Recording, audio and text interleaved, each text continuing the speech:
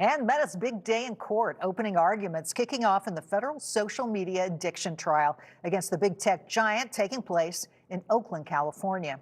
A coalition of 29 states led by California, Colorado, Kentucky, and New Jersey, accusing Meta of misleading consumers about Facebook and Instagram safety measures and purposely targeting children with addictive algorithms. The Deputy California Attorney General putting it this way in her opening statement, quote, Meta's business model can be summed up with 4 simple words. Hook the users, hold them for as long as they can, harvest their data, and then hide the truth from the public. Meta's lawyer pushing back, saying the company is always working to improve its services, and that the defense plans to, quote, present data that 96% of people using Facebook are adults, 4% are teens, not under 13, but teens. So it doesn't matter, is what they're saying.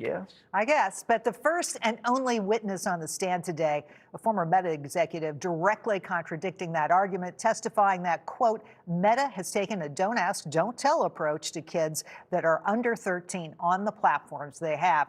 Joining us now to discuss is Fox Business contributor Lou Basenese. Lou, my first question for you is about the money. Yeah. So Meta says that all these states together, what they're looking for is some $1.4 billion.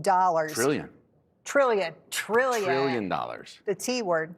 So isn't this just a grab for money? Absolutely. And look, I've never been a fan of Mark Zuckerberg, public comments, but I'm not a fan of jackpot justice either. I mean, if you take 1.4 trillion or 200 billion, whatever the number is, and give it to the states, does that change one teen's depression or one teen's bullying and online experience? Not at all. So what we need really here is reforms. And I think it's going to be difficult because can you prove that Meta developed an addictive algorithm, tried to hook, hold, harvest, and hide, right, from accountability? The 4 H's. Yeah, the 4 H's, right? Not the 4-H club, but the Clover. Yeah, you probably can, but can you prove that they caused mental health disorders? That's a lot harder. So I think we need to see what the payout is to change the algorithm and the platform to where kids are actually protected. So part of it is a money deal, but my understanding is, I think I'm using the right word here, part of it is injunctive relief, like you're asking Meta, Facebook to change things, okay? So instead of the infinite scrolling, somehow that goes away, or maybe how the age limits are verified or something like this.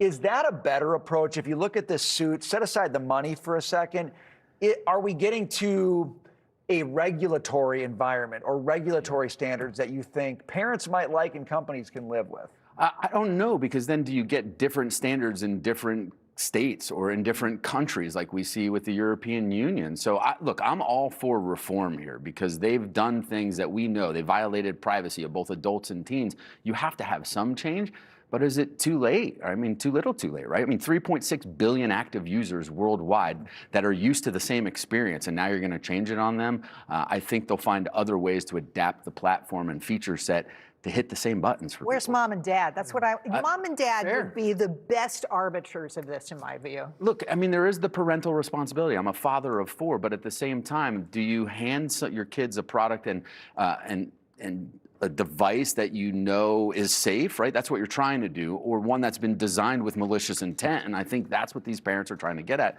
that they didn't design this with good intentions. Well, the parents are all watching this and saying, this snuck up on me real fast, and I'm kind of catching up right now. I want to go to this as well. On the flip side, Meta's rival OpenAI launching a chat GPT for teens today with stronger safeguards, they say, intended for children aged 13 to 17.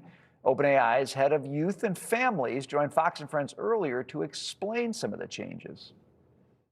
One of the things that we were the first in the industry to do was what we call parent safety notifications. So if a teen's having a hard time, they're coming to ChatGPT and they're expressing, you know, these kinds of intent, we will notify a parent, text message, in ChatGPT, email. And with ChatGPT for Teens, we've expanded the categories where we'll notify a parent. We're really heartened to see some of our industry peers adopt safety notifications, and we're sort of raising the industry floor there. Yeah.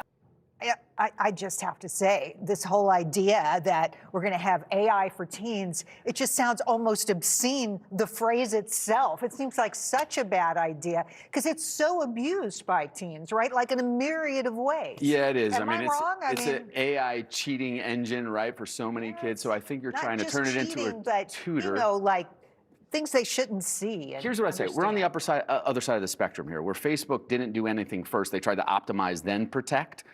OpenAI, I'll give them credit. They're trying to start by protecting, but this is no age verification. It's just we determine based upon your search history. Are you looking for ZZ Top, drummer grooves or K-pop demon hunters? Oh, you're under, 13 years of age. We should put you in the teen product. Why can't we just check IDs and do age verification? Well, the interesting answer is because that puts the onus on the device manufacturers in most cases. So I think this is at least, I don't know, they're trying to be proactive, but do they get it right? I don't think so. It's tough because it looks like they've learned some lessons from Meta. They're trying to do it a little bit differently. But there are a lot of parents out there saying, I get queasy when tech companies start talking to me about teen accounts because at the end of the day, they're a company.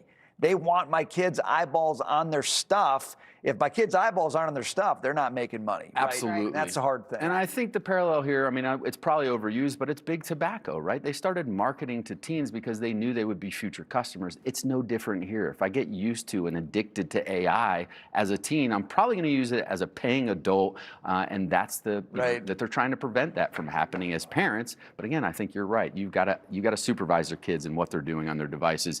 Can't rely on the tech companies to do it. You got to supervise the parents because they're doing it too. And I take ZZ Top over K-pop demon hunters any day. Lou Basenese, I wasn't sure about great that. Stuff.